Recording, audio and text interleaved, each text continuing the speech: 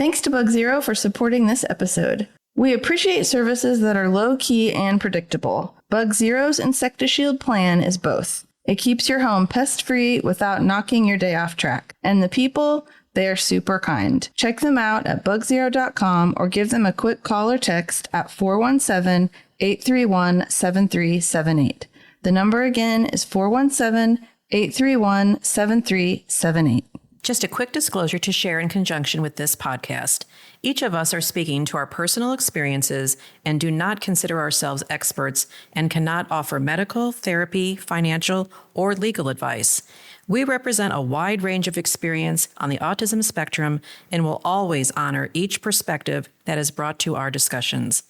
Our experiences, opinions, and perspectives are all unique and different and will be celebrated. Thank you so much for listening and connecting with us. Thank you.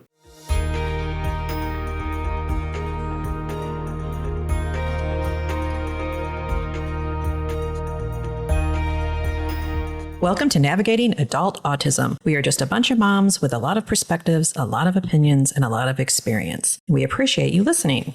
We are here and we are welcoming Dr. Robert Jason Grant, who is a licensed professional counselor, a national certified counselor, a registered play therapist supervisor, RPTS, a consultant, a trainer, and a neurodiversity advocate.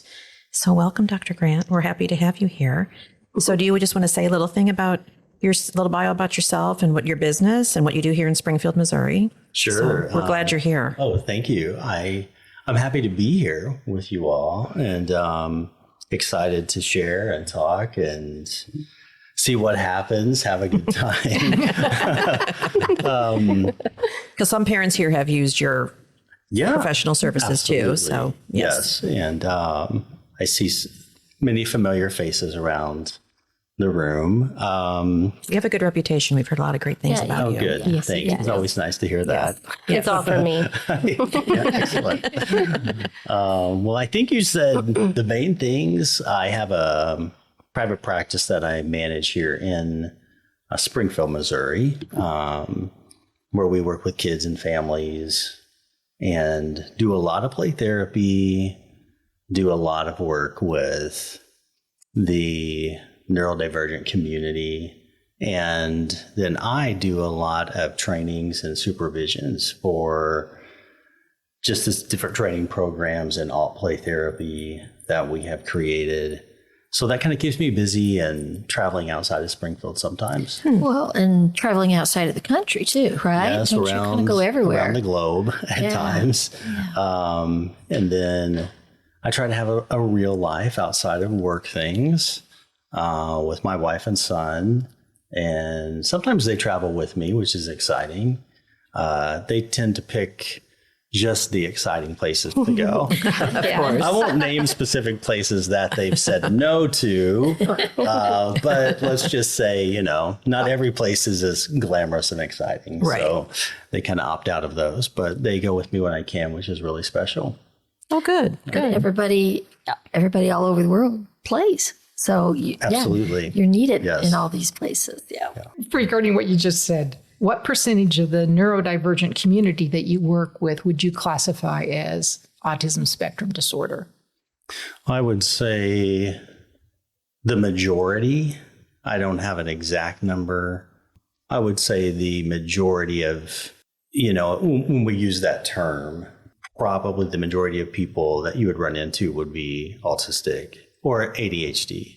Those two categories definitely lead out in the advocacy, the writings, the trainings, the teachings, when you see something about neurodivergence. That's not the only thing that makes it up, but I would say those are two large populations of that construct. Mm-hmm. And what can play therapy do for somebody, a young child who has autism? And is there a difference between play therapy and aught play therapy? Well, that's a great question. So aught play therapy is like a framework within that focuses on play therapy, the modality. So play therapy is like an umbrella term. We have around 20 identifiable play therapy theories and approaches. So when someone, actually says they're a play therapist, they could be doing or working out of any of those approaches, which can look very different from each other. So play therapy itself is a modality, and then the therapist would really be implementing one or more theories or approaches that they've learned and studied. So alt play therapy is not a theory or approach. It's more of a framework for how to make sure you are working with autistic, ADHD, sensory different clients through an affirming lens. Like when you're implementing your theory or approach, this is sort of a layover to your theory of approach to make sure that you are staying true to these affirming constructs as you implement the psychological counseling play therapy theory that you're implementing. And isn't op play kind of your original construct there? Aren't you the one that introduced that? Yes, I'm the creator of that. Founder. Many years ago. A little quick history. I started my private practice in Springfield, Missouri, and graduated from University of Missouri, Missouri State and University of Missouri. And as a young play therapist, I was in private practice seeing all kinds of kids and teens and families, but I was really drawn to, this population that we're talking about who didn't always have a diagnosis, but they would come in and I'm like, this child. Let me back up for just a second. As an adult, I was diagnosed with sensory processing disorder. And of course I had that as a child, but it was not known well. And where I lived, nobody would have been talking about it. Absolutely. So as an adult, I got that diagnosis, which, changed a lot of things for me. And so fast forward, when I'm in practice, I just related to these kids that came in to see me that we would call neurodivergent today. We didn't have that language that we were using it in that way then. And so sometimes those were autistic kids and I saw similarities in myself as a child. Sometimes it was kids who came in with sensory processing disorder or just some kind of learning difference. Or, I sometimes called them left of center kids because when I was a kid, there was an artist named Suzanne Vega that was really popular in the 80s. And she had a song called Left of Center. I don't know if you've heard it, but you should go listen to it. I heard that this is the first time as a child I heard a song and I thought, that's me. She's talking about me. And so I connected with that concept of everybody else is over here and I'm left of center. And that's how it made sense in my brain. And so when I would see these kids, I would think, these are my left of center kids. And so I was drawn to that population. And it was really the first time I got a high support needs, what we call a high support needs child on my caseload, that I thought something is missing in my play therapy modality. It just doesn't feel quite the same. And so I went searching for information, how to help my clients, my parents that I was working with. And to make a very long story short, that's what led to the first creation of what would become the alt play framework. I just started putting together what I was seeing that could be done in a mental health setting, because so many things were like multiple hour-long day programs. And I was like, well, what about the mental health side of things and how we do things in mental health? And so that's why I started putting that together, and then just grew from there. And it's grown It's vastly. very grown. Yeah. And now you're all over the world teaching this It's been specifically. wild. Yeah. Not anything I expected.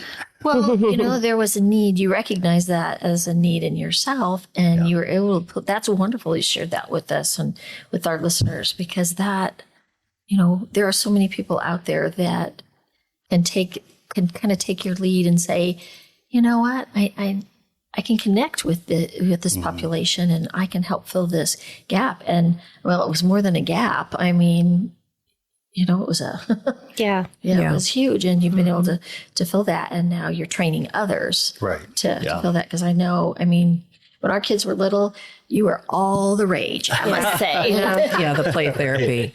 And for our listeners that don't know, like, shout out to my sisters who have to ask me sometimes, like, what does that mean? Mm-hmm. Some listeners don't even know what you're talking about, like play therapy. Sure. Can you just kind of explain why us parents, why it was the rage back then, why play therapy was an option for us parents to choose play therapy? If you can just explain it.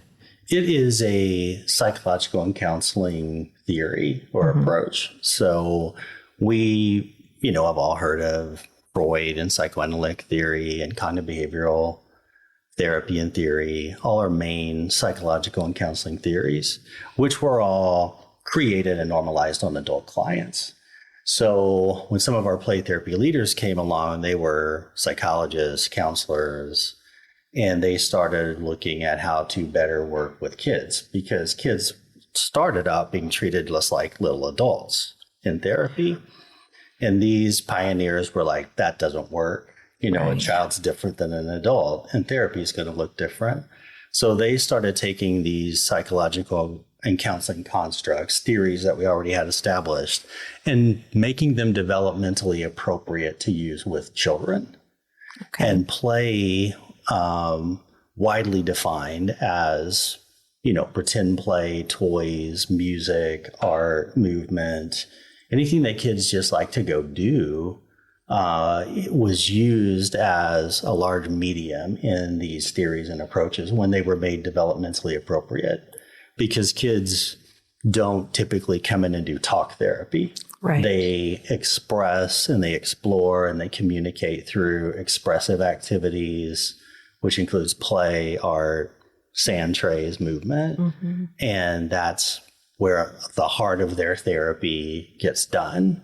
And so that's what play therapy is. So we have cognitive behavioral play therapy. We have child-centered play therapy, Adlerian play therapy, Jungian play therapy. Wow. All the main and what age ranges are we talking about? Anywhere from like 2 up to around preteen. Okay. Some teens do different types of play therapy as well. Mm-hmm. As a modality, it is presented as a lifelong modality. So there is a lot of good research out there right now on using things from play therapy with the geriatric population. So it can be used with adults as well. But I would say the vast majority of it is done with children. Mm-hmm. Yeah. Oh, good. That's a good explanation. Mm-hmm. Yeah. Okay, so Dr. Grant, I am not one of the families that sent my son JR to you, maybe to my chagrin, but money was always the issue. Mm-hmm. And so is there a possibility that a parent can pick up your book, do something? I mean, this is play, this is interaction with your child. And while we would agree a professional individual who's trained is going to be best. But if you just flat out don't think you can afford it, what advice would you give to those parents? Well, I would say to parents who are looking, obviously there's a lot of variance out there of professional. I mean, there are some professionals that are self-pay only. That's how they set up their practice and how they do things. There are other organizations and professionals who take a lot of insurance. And so if you have the insurance they have, that may pay for maybe the totality of your therapy, it's worth checking into. And then we do have a lot of sliding fee or free therapy services. That's a real common thing now, probably more common than it used to be. Some of that is done by provisionally licensed therapists or interns, but it still can be really valuable experience. I know in Springfield we have multiple agencies and organizations that offer that. So I would say look around and don't give up. Just because you call one place and you're like, this won't work out for me, doesn't mean that there aren't other options. And if you call someplace, ask them if they know of other options that would be in your affordability or what you're looking for. And then there are a lot of resources for parents, sure. There's a lot of books that are geared toward parents in terms of development, relationship, navigating challenging behaviors that are written by psychologists, therapists, even play therapists. So our resources and our access to resources have exploded since I started in the early 2000s with everything we have on social media and online. Now there's a lot more that can be accessed. So I would encourage parents to look and keep looking until they find in their area. Obviously, the more rural the area, the more challenging. But still, you may be able to find something online. Dawn's probably read it all. Yeah, right. Seriously. Yeah. But you've said over and over again that you were self-trained a little bit because what was the way you said it? I called it the poor man's version of ABA. Yeah. Well, sometimes you do a lot of poor person's version of a lot of things when you're a parent because you're just doing what you can do to make it work. Especially back then. When our kids were young. Yeah, there was no internet. Well, it was there, but it was definitely not what it is. Yeah, right. Okay, so if you had a choice as a parent between ABA and play therapy, can you make a pitch for play therapy over ABA? Well, I can. Will sure. you? I'm not sure. Or do you agree with that? Or I don't think they're in competition. Okay. So I'm not sure it's a pitch, for play therapy over ABA. I think the most important thing for me, when parents, have a child that they're needing services for, I think the first thing is to step back and really identify, what services, what needs do they have, and why do you think they have them? Because I think for a long time, what we did in our medical and mental health fields is if someone got a diagnosis of anything in that DSM neurodevelopmental disorder category, it was automatically then you got the diagnosis, go straight here, here, and here, and get services. And it's like, but do you know that child needs that therapy? Do you know they need that service? Just because they got that diagnosis doesn't necessarily mean they need that therapy. So I think the first thing is to just step back in, know your child. What is it that they're really struggling with? And then when you identify that, seek out that therapy, that service, whether it's play therapy or speech or OT or something else. I think that's the key first and foremost. And then for me, because you all know kind of that I work out of a neurodiversity affirming concept, I always want parents to go to someone who knows and understands that, because we're still going to work on the needs and the therapy goals, but we need to work on the value and the respect of the child and the person. And we need to work on the empowering of the self-worth as well while we're working on those therapy goals. If you forget that part, you are setting up for more mental health problems later in life. And so for me, it's not so much about should they do this or that. If they need it, go do it, but make sure it's being done by someone who can do it in an affirming way. Yeah. When you said that just reminds me of my youngest, Chase. He did great at school, had a wonderful teacher, and he had, the paraprofessionals in his room were very helpful, but they were too helpful, right? And the teacher would constantly, let him be. He's figuring this out. Let him do this on his own. but they wanted to be helpful. They were there, they're getting paid. We have to. Many, many years later, if anybody tries to help him, he would start breaking down. He just thought, he would say, I can do it, because he had spent so many years being shadowed and not to say anything negative. That the teacher we had, amazing, and the aides, the paraprofessionals, they did it out of just not understanding quite him. Is that kind of what some of the things you might be referring to when you say, you can do something that's good, but it might, if the delivery. Correct. The delivery is essential. We never thought about the delivery in the past. We just thought, when I'm just going to use this general language, I can say autistic child or neurodivergent. Of course, we know neurodivergent means other people as well, not just autistic. But when you have one of these kids walk into the room, historically, they just were viewed as a walking behavior that needed to be fixed or modified. And the problem is that then there is actually a human child in front of you that is doing a behavior for a reason, but they're still a human child. And if you don't address the human child, you don't address the human part, this child still needs to understand value, dignity, worth, a good sense of their self while they're working on maybe things that they need help with. If we leave out that piece, then what do we have as an adult? Because these kids grow up to be adults. Mm-hmm. And it all starts in young childhood. The things we start doing will have an impact on that 25-year-old and that 35-year-old.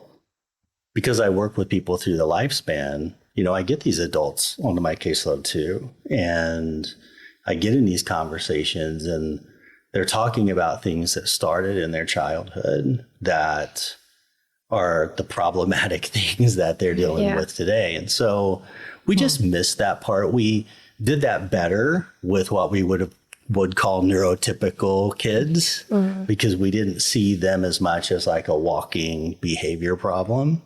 And so we did that better with that clientele, but we did it really poorly for a long time with the population that we're talking about.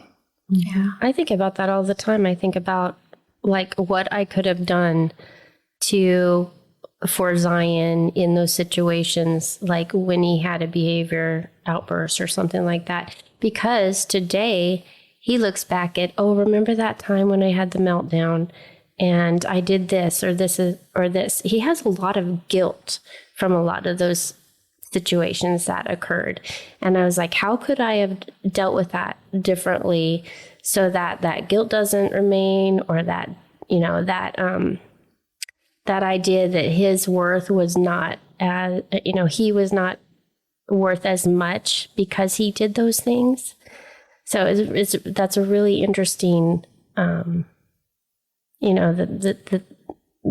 idea that you were talking about is, taking into perspective the dignity and worth, and not just see the behavior.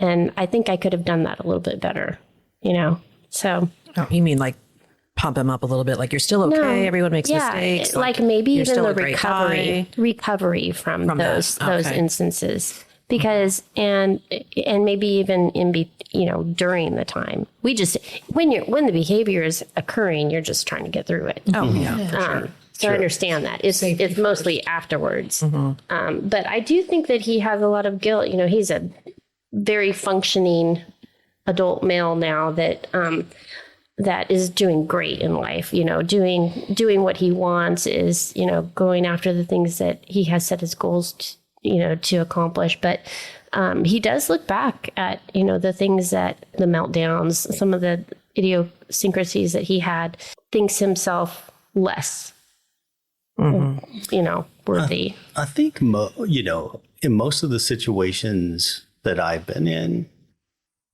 I would say the majority for sure, going back several years to present day, I think most of the parents I work with get it on, they want their child, regardless of their support level or need, they want them treated in a certain way. And they understand that concept. And anytime I kind of explain neurodiversity affirming care to them, they're like, of course, that's who I want to leave my child with. I think for a lot of the parents that I work with, they just tend to get in places where they feel like they have to defer, though, to the quote unquote professional. And the professional might share a different view.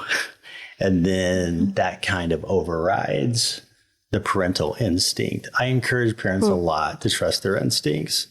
If it doesn't feel right to you and you're feeling something that you don't like, what you're seeing or hearing that's happening between any professional and your child, you need to trust your instincts and don't feel like, well, they know more than me, and so they must be right.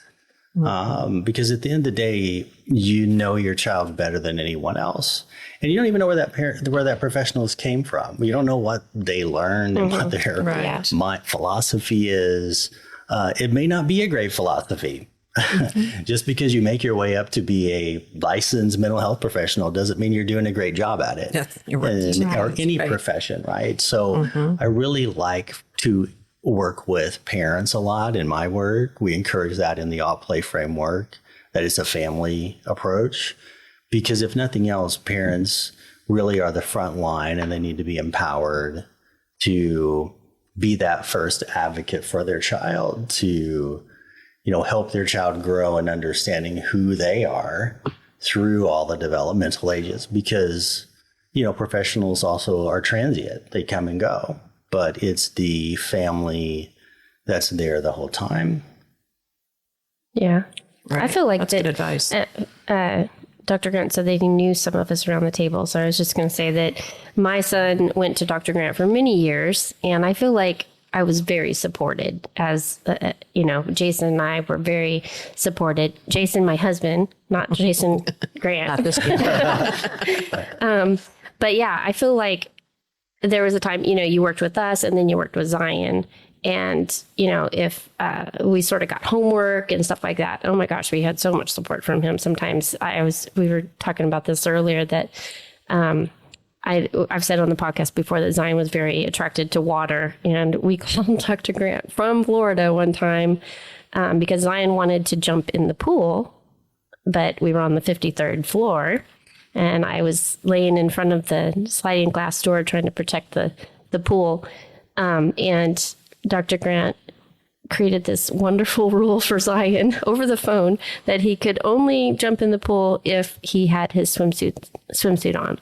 And it was like a switch that went off in Zion's brain. And from that point on, I don't know, maybe he was like 7, 8. And did you hide his swimsuit? Right. That's what yes, I was I absolutely That's did. the key, yes. right? There's never a swimsuit to put on. Yes. And he was always looking for that swimsuit. But we rewarded him like with the idea that, look, here's a new swimsuit, this is a fun thing that we're going to do together, not on your own. Because he had jumped in every body of water in North America that we had ever been in, and it was a very dangerous circumstance. And it was like just a switch that switched in Zion's head, and it didn't occur after that without the swimsuit and us being prepared to go in and swim with him. But yeah, I felt very supported in your office. I know that you worked with us as much as you worked with Zion. Mm-hmm. Oh, that's great. That's great. Yeah. I think that was, brilliant, and it came out just right. But do you think part of it, was the relationship you'd already built with him? Yes. Absolutely. Yeah. Yeah, he knew that he was talking to Dr. Grant on the phone. Awesome. I was like, okay, you're going to talk to Dr. Grant. Gotcha. Yeah. That's a excellent point. It's a foundational, even considered a change agent, is the therapeutic relationship in play therapy work. So there's a lot of emphasis on that. A genuine, authentic relationship that we try to build with the child and with the parents, because that has a big impact on anything else we would do in the therapy plan is going to happen because that's intact. Yeah. So it's a good point. Do you love running into older clients that have All gone the on and time. done things? I absolutely love it. I'm always like, they should come back in and see me because I love seeing them and running into them. And Cute. that happens every once in a while. Sometimes I think I scare them because I see them and I want to talk to them, but I'm like, I got to respect their privacy, you know? But I love the updates. Yeah. Oh, Zion It's wanted exciting. to be. Yeah, Zion wanted to be here today to talk to you. He was like, I haven't seen him in years. He said he's doing his first DoorDash route tonight. Awesome. Yeah. He's going to have fun. Yeah, So do you pick that up for nighttime work then, the DoorDash? yeah. He's trying to earn some extra money. He's got his roller coaster enthusiast club tomorrow at Six Flags. So he wants more. He's just That's exciting. yeah. He loves roller That's coasters. cool. Yeah. So he goes all over to go to roller coaster enthusiast events. So yeah, he's got a lot of interesting, interesting things that he likes to do. So yeah. So will he drive himself to St. Louis? No, he has actually got my mom's taking him. Okay, good. Yeah. Yeah. I think he's ready to do that because we've taken the route. I mean, we're getting off topic here, but we've taken the route numerous times. And I was like, this is where you get off, I think he's ready, but my mom didn't want to drive with him. My mom's like, I'm not sure about that. I think I will drive. Exactly. It seems a little off topic, but this is really helping families know, where you are today on the 53rd floor Yeah. and where you can be Yeah. so many years Yeah. later. Let's see. Yeah. I don't know, maybe like 12 years later, Yeah. he's Thriving. thriving. So he's doing really well. So Good. And Cynthia, you use Dr. Grant as well, right? We used another one that was in his group, and that's Okay. where I always saw him every week. Yeah. And always admired him and actually referred a lot of people to him. And so we were just in play therapy Eric didn't have dangerous actions, but he just had fears and outbursts, and it was only at home usually. So dealing with all that and just not knowing how to handle him because it was the worst for his dad and I, and we were just getting tired of it. We wanted him to be. We knew he could be better than he was, and we found a grandmother that was raising a grandson with autism, and she goes, "You guys need help." And then she referred us to the person that we were at in your clinic. Yeah. Oh, so that was your first That was experience. our first experience. Wow. Yes. Yeah. And so we had an incident too where we went to Jamaica, and we arrived late at night, and so we went to bed, got up the next morning, went down in the hotel to have breakfast. But then once he saw the ocean completely surrounding him, he just freaked out, and he had to run back to the room, and he wouldn't come out of the room for several days. And we finally said, "What are we going to do? We were there for a wedding." Yeah. And we called his counselor, and she spent a good hour on the phone with him. Oh, wow. And I didn't, he wanted to be, he always wanted it private. So she just talked him through it. And then we went out with him the third day, and he was better. Oh, good. And then, he goes every place now. So yeah. So part of your therapy is parents can call when needed. Like, Yeah. I'm just thinking that. Depends on the therapist. Yeah, I'm just it's thinking okay that with I don't. me. Yeah, It's, I'm just thinking that I don't think I ever paid him for that. Or I was like, I'm going to get a bill after this. they're like on call. with interest. Yeah, oh my gosh, it's going to be so much. Oh, that's funny. But it depends on the therapist because I would say that's it pretty does. impressive. Yeah, Dr. some Grant, really. some may not. I mean, that was always something that I just thought was important. Yeah. And I mean, obviously, it could be a situation where I wasn't available to pick up the phone, but I would get back with my parent as soon as I could. Because I was working with a lot of kids and still do that, were at times in crisis and, things were going on that were kind of intense at times, and it doesn't always contain itself and wait until your next therapy appointment. Right. So parents, I think they needed that too. right. Right. Like that they knew they could reach out. Right. Even In a though it crisis wasn't an moment almost. appointment. Yeah. For sure. Okay. How do you provide affirming care in a moment of crisis? I mean, because there's that tension between I want to be affirming, but oh my word, this behavior's has to be dealt with. Yeah. I mean, there is tension, right? Right. Yeah. So how would you? Well, let me talk a little bit about affirming care. Okay. Because it's really a philosophy that you take on in terms of that you believe that when you are in the presence of like a neurodivergent person, child or adult, that there are things about them, that the way that they navigate, the way they do things, not anything unsafe, but all kinds of other things that are just different ways of navigating the world, of understanding it, experiencing, navigating it, and not something to be pathologized or turned into a deficit. So can I give you an example, maybe? Yes. And tone of voice. Yeah. How would you, in an affirming care, Good one. deal with tone of voice? If they're always at a 5, when the socially acceptable is maybe, a 3 or a 2. Yeah. Okay. We're going to dive in deep. Get ready. So, first of all, the emergence of neurodiversity or neurodivergent, the terms, were sociopolitical emergence in terms. So the idea behind neurodiversity and neurodivergence is that we challenge the social norms. We don't accept them when they're pathologizing a different way of being. If there's a real need, we want it addressed. If it's just a different way of being, we do not want it pathologized. We want it seen as okay, which leads us back to building up the self-worth, right? This is who you are. It's okay to be who you are. You don't have to feel bad or like you have to change, especially when some of those things don't ever change. And that's just who the person is, right? Like, this is how I am. And if the message I get all the time is how you are is wrong, and then you're just like, but it's just how I am, then the message is you're wrong, right? If it's how you are, you can't separate that as something else. It just becomes, then I must be the problem, right?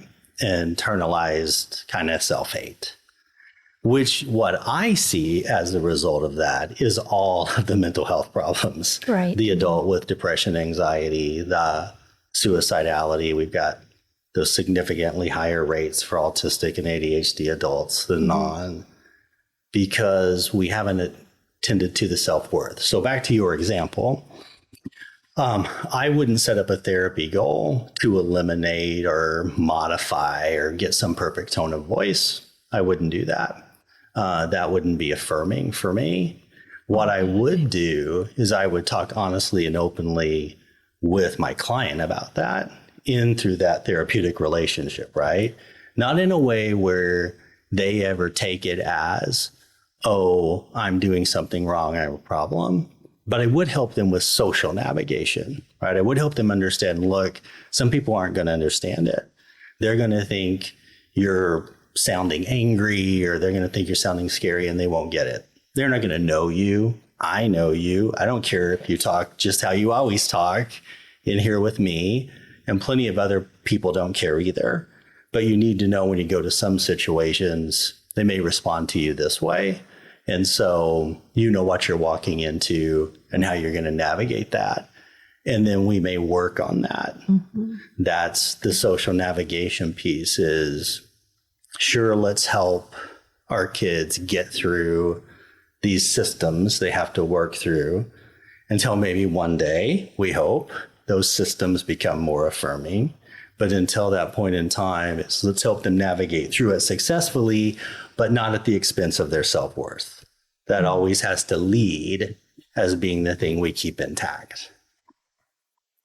That's a good explanation. Because I would say, well, you're going to talk about JR's tone, you mean? Like your son? Well, yeah, that's Right. where the example comes from. And I mean, Because my son has the same problem and has been talked to at work about it. Yeah. So it's an ongoing issue. Yeah. But that's a good idea. I've kind of said that to him, but I like your words better. Yeah. And it's not so much at home where it becomes a problem. It's when recently we had a overnight guest in the house. And so he's listening to my interaction with JR, and so you get, whoa. And it's like, well, that's for better or for worse, that's how we communicate. And I mean, I wasn't raising my voice. It made me look very passive, I guess, and not proactive in helping him realize that other people are going to think that you're rude by talking to your mother in such a tone and disrespectful. We had the same problem. So, I'll give you a little example, a personal example. So my son is a true ADHDer, and he's a great ADHDer. He does it well. Kudos to him. And we have navigated, I'm not going to share any other details because I don't want anything coming back on him from a school teacher. But when he was in elementary school, we had a year, we did pretty well, usually. He did have some things that we would call accommodations, like he always has to move to do learning. Like he needs to bounce on the ball. He needs to have music on. There has to be other input for his brain. And then he'll just do a worksheet or whatever, totally fine.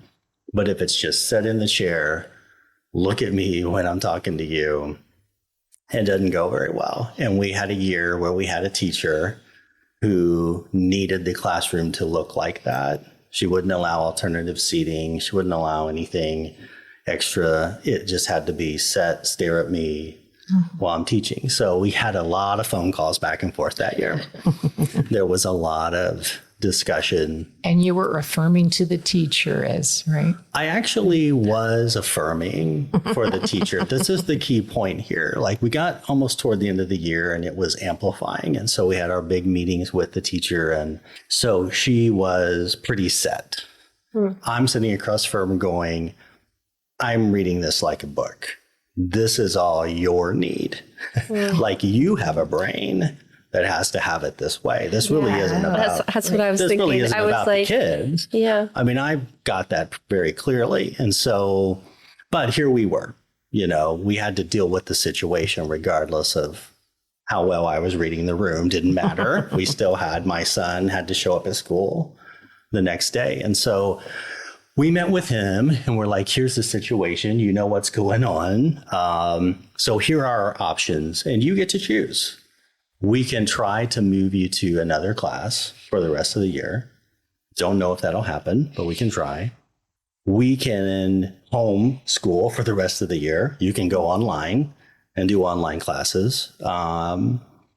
Or if you want to stay in this class, you can stay in this class, but if you stay in the class, you have to understand that Mrs. So-and-so has needs, and you'll have to try to help her with her needs.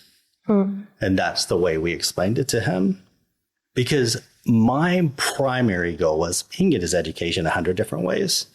My primary goal was that his self-esteem stayed intact. And he didn't take this on as he was the problem. Because I really felt like it's not his need. It is the teacher's need. Yeah. And I wanted that to be clear in this scenario. He actually liked this teacher. And he wanted to stay in the class. So he's like, I'm going to help her with her need. Oh, I love that. We're like, okay, then let's strategize how you will help her with her need. And so we had enough success that got us through the rest of the year. And then we didn't have to deal with it anymore. But that's good. That's a good example of like how I would approach those things with a client as well. Yeah. Obviously, we got to help with something, but we really make sure that we're not stepping on, basically who they are and how they navigate and shaming them in that way. Interesting. That's good information. Is So I think I sent this question to you in advance. What's the difference between masking and socialization? And I mean, do we teach our kids to mask? Is masking bad? Or can we frame it to them? This is socialization and how you behave in society to help them Or you're meet meeting, their needs. you're meeting the needs of Meeting the needs of the greater Of society. society. Well, really, that's what we're all doing every day, right? Seriously. How many of us are totally navigating how we want to in every situation? I think that that's a great question. And it comes up a lot, actually. I get asked this a lot in trainings because I think social skills, the kind of global concept of social skills, is where, and when we're setting social skill goals, out of all the possible goals we could set in therapy, it's probably the biggest area where we run the most risk. It's a thin line to stay affirming or to go over to an ableist idea. And I think it's where it's the most complicated. So masking is a process that usually starts in young kids, and it's more of a sort of survival technique for those who can mask. Some autistic and other neurodivergent individuals don't mask at all. But for those who can, they learn very quickly, they're intuitive, that, oh my gosh, the way that I do things, the way I play, the way I talk, the way I move is not accepted. And I have to do it this way if I'm going to be accepted. So they'll start masking, right? Which is basically hiding, suppressing, denying your natural instinct or way of doing things to put on for what you think the person in front of you wants to be accepted. So masking has poor outcomes. Research outcomes now show it's one of the things that increases that anxiety and depression and suicidality because it's becomes so large, it takes over. It reminds me of the old. I'm throwing out all these old references because I'm old. We will get That's them. okay because we are too. The old Jim Carrey movie, The Mask. It's a great visualization of what happens psychologically because he kept wearing the mask too much and then it started meshing into his real skin and he couldn't get it off. And that's what happens psychologically with masking over time. And then you lose your real identity. Yeah. You're just a presentation of what other people want to see, which has poor mental health outcomes. So can masking be taught? Yes. Unfortunately, it gets taught indirectly sometimes, but that's not really what we want. What we would want instead is if there's a social situation you need to understand and you need some tools for how to navigate through it, but let's put it all out on the table. Like, it's not really your problem, it's their problem, but we can't change them. So how are we going to get through that scenario tomorrow, right? We're straightforward about it. And we make sure that we're clearly identifying it's okay that you don't want to make eye contact when you're talking to someone. You don't have to do that to pay attention. You and I know that. Lots of people who know you know that. This person doesn't understand that. So we're going to have to figure out how to navigate through that situation. They're going to keep trying to make you. So here's what we can do.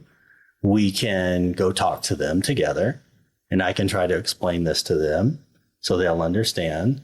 We can take this book on eye contact that you have and share it with them so they'll read it. We start coming up with ideas to help the child get through the situation better. That is not about, again, making it about they're the problem because they're just doing things in a different way, right? Now, of course, I'm going to circle way back around to if there were a safety issue.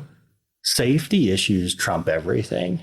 Safety issues trump mental health protocols. Like, if there's a safety issue, you have to keep the child safe first. Then you can go back and figure out how do we not get in this situation again? Let's figure this out. What do we need to do more for the child? But safety is always a number one, right? I've had plenty of those scenarios where I'm like, I don't think I'm acting in any counseling theory right now. I'm just trying to keep this child from not running down the highway, right? And so safety is always a priority. Or jumping from the 50th floor into a swimming pool. Yeah. Absolutely. Because he saw a pool down there. Yeah. Yeah, for sure. Wow. Okay, so Dr. Grant, one more question. Yes. You listened to our podcast on neurodiversity, and so you contacted us, and I'm not exactly sure how you framed it. It was very affirming, but so what made you reach out to us? Where did we get our earlier conversation wrong? Oh, well, I don't have notes. From our neurodiversity episode that we did earlier. Yes. I think I just wanted to share that piece that, neurodiversity, the term, and neurodivergent, the term, were created by autistic adults, the autistic community. I think that's really important to know first and foremost, people we're talking about. And they were created out of a socio-political idea. They were coming together as groups and saying they were recognizing what we were talking about, because this was back in the late 80s, early 90s, up to the late 90s. So if you remember that time and how things navigated then, they were having these discussions that, wait a minute, why am I being put into a day program and being taught to make eye contact when it doesn't matter if I make eye contact? That's not a problem I'm having. It's just a different way I do things. And then that's where those terms came from, was like, wait, there needs to be some rights. There needs to be some diversity understanding that we have diversity issues here. We're a diverse population and we have some rights. We have a movement. We have a paradigm that says we're going to advocate for inclusion, acceptance, equity, and not having things about us that are just differences pathologized. And that's kind of where it came from. And I just wanted to make sure I shared that with you all in my email. Thank you for reaching out to us. Yeah. And just that's what it is. It's something that we needed, because prior to that, I mean, you all know the history.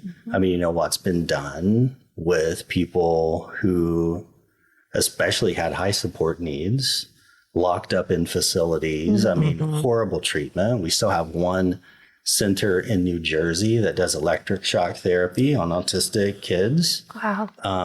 It's the last one in the United States. Oh, wow. We can get rid of it. It'd be great. But we have this poor history of just not understanding any of this through a diversity lens, but just judging it all as, if you're not fitting into the social norm, you're wrong, and we're going to make you fit in. And that's the path we go down.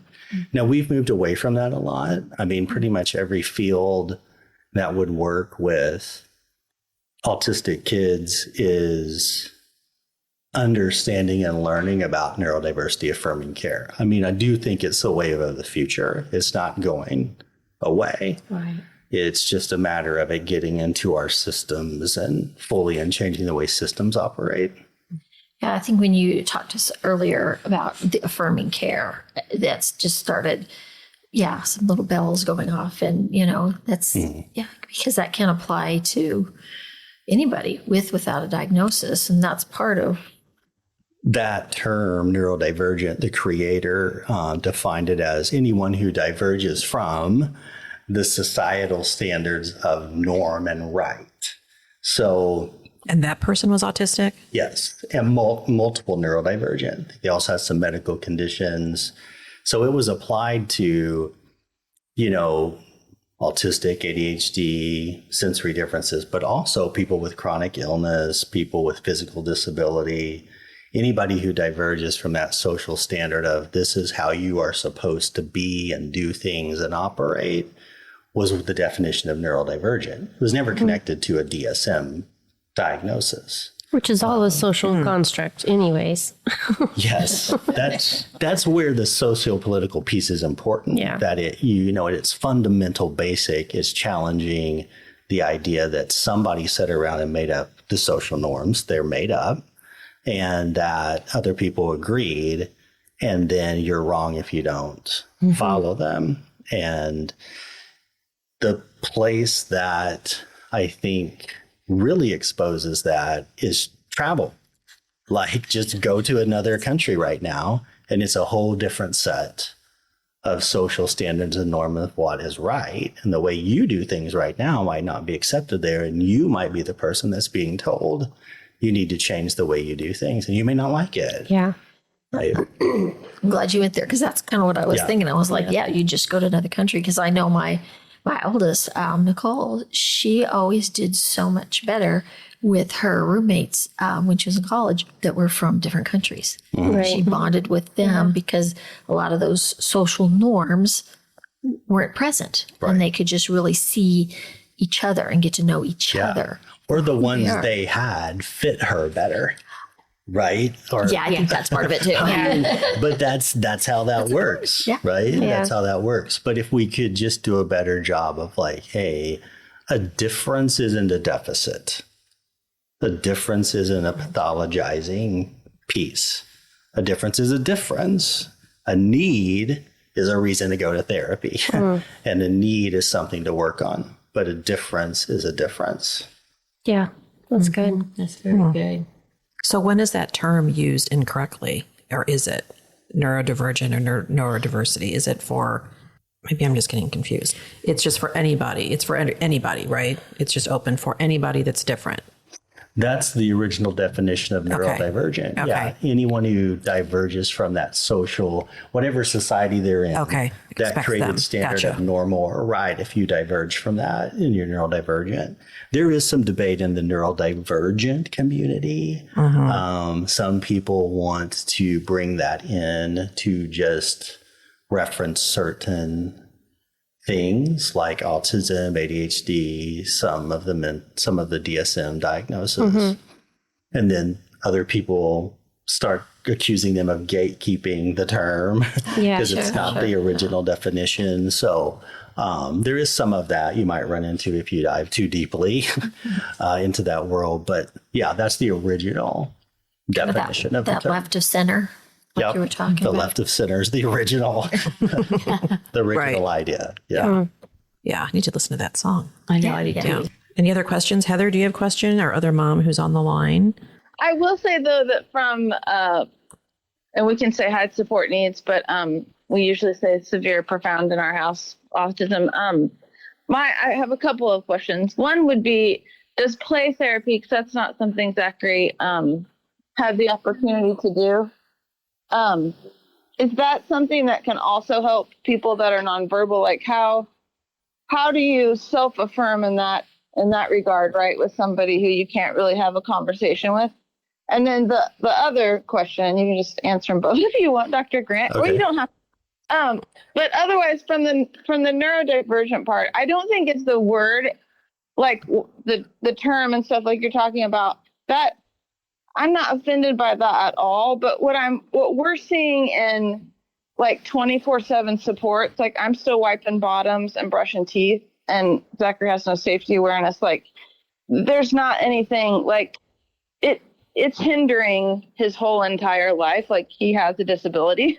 And so my concern is just that the romanticizing, like the trendiness of, hey, I'm neurodivergent, and then the public that may not be understanding the nuances of the word, just thinking, oh, well, that's autism. And so that's why I love this podcast, is because we have, members on the spectrum that are just so different, and we kind of show the great wide span of the spectrum. But like, how can we, from a psychological standpoint, how can we, just make sure that we understand that, yes, we celebrate difference, but then there's also these people that we need, like you say, there's support needs that are not being met. And how do we have both? Do you know what I'm saying? Yeah. I love the question because I see that come up and people ask about it. I will tell you that I know a lot of neurodivergent advocates around the country and associations. And I will tell you, I do not know one real neurodivergent person or advocate that would ever say someone who's autistic, ADHD, etc., does not have support needs and should not go access therapies to address those support needs. Yeah. I think anytime you hear something contrary to that, they're not a true neurodivergent advocate. And I think some of that watering down is like social media. Yes. It's like social media trends and people just doing ridiculous things that they don't know why they're talking about. Right. Because neurodiversity was first published in 1998 and neurodivergent in 2000. So that's 25 years plus of these terms. I think what years in work and advocacy organizations, the Autistic Society of America, the Autistic Self-Advocacy Network, sorry, confusing all my organizations. Okay. The Autistic Self-Advocacy Network has been around for decades. It's all autistic led, and they have even I'm just used to saying high support needs, high support needs individuals on their board of directors as well. And they've been doing all kinds of advocacy and legislation work. And so I think it's what you're seeing in terms of like your concern is not what I would say is real. I don't know what these people are doing or what they're connecting with. And I'm not sure if it's just a social media fad. I think social media creates a lot of problems. It's just like this lowest form of discourse that exists. I agree. But for sure, I think what the neurodivergent advocate would say like about your child is, yes, of course, go access the supports that they need, the therapies they need, but make sure that they still get dignity and value and are treated that way through those services. And that doesn't matter if your support needs are low or high. That should always be present in the way it can be present. I love that. I love that too. Go ahead, Heather. I totally agree with that because I will say that like the disability cliff that we talk about with services, like at 18, most adults like Zachary are losing all the whatever, but I will say that we have been able to find an OT and a speech therapist that was willing to work with an adult, which was, and I will tell you that is the kind of like framework that we have. Like these people, the fact that they could be seeing kids all day and wouldn't have to mess with, someone of Zachary's level, the dignity and just like, we support like anything he can do on his own and show independence, whether it's just like this came up very recently, him wearing headphones. And there was, that's something he chooses to do. And we never, ever take his headphones off. That's his choice when he takes them off and when he has them on. And we've struggled with other people having difficulty with that, like thinking he can't hear them or something. But what I've loved about the team that we have found, and there's not very many of them, there's like one clinic in town, I think, that's working with adults, but they are so respectful. And so it is like black and white because when Zachary was young and in school, but teachers, the educational system, a lot of therapists were just stifling his stimming and anything that he might do that is just not him. Right. And so I appreciate that people are moving forward in that area and understanding that, this is just part of him and this helps him regulate. And so we don't want to put him in just that normal person box because he doesn't fit in that box. So no, I love that you feel that way because I think when you see social media so often, it's just every day, we're seeing it and it depresses me. So Yeah. Yeah, it's like a rough place to get It is. information. Yeah. Or even just to be on for your own nervous system. Yeah. Agreed. Yeah. I like what you said, Dr. Grant, about the dignity. And Heather, I think that rings true for you, right? Like that. Well, I mean, to be honest, that's why I quit my career, and now I'm going to do this till I'm dead, because I do give him more dignity and the safety and the love than anyone else is going to give him at this point. Right. So, so that's dignity is huge for sure. Yes. Yeah. Well said. Well said. Well, Dr. Grant, where can everybody find you? Like, are you on social? Well, we don't. No. Are you on social media? If it's just facts, I'm if it's just part facts. of the problem. Not that we I love. promise I don't post anything that's fake. Just like this podcast is part of the problem. The Alt Play website's the best Okay. place to get me. altplaytherapy.com. Okay. Oddplaytherapy.com. Okay. Yeah. Did you want to give out their phone number, or we just want to give the website? The website will get you to Everything you need. It is a good website. I Yeah. looked it up. I like it. It's good. thanks. So Yeah. this is a lot of great information. Do you girls have anything else to wrap it up? I think it would We don't. really good. We really appreciate you great being job. here. You did a Absolutely. great Yeah, job. thank you to so be much here. for being here. So yeah, I definitely should have had my son with you a long time ago, but I was with Dawn. We were a pair, but anyway, We were no. very blessed to have. Yes. you Yeah, you're a see our great son, help. So And listen, listeners, in Springfield, he has a great reputation. Everybody knows Dr. Grant and how much help he's given the autism community. So we thank you for that, for sure. So, Thanks. I appreciate it. yeah. Thanks for being here. Thank you all. Yes. Thanks for listening, everybody. And Tara, where can they find us? you can find us on Facebook and Instagram under Navigating Adult Autism Podcast. You can find us on Apple and Spotify at Navigating Adult Autism Podcast. And we also have a YouTube channel. So that's our new endeavor. You can contact us via email at moms@navigatingadultautism.com. Great. Very good. Okay. Thank you so thank much. you. Bye. Bye.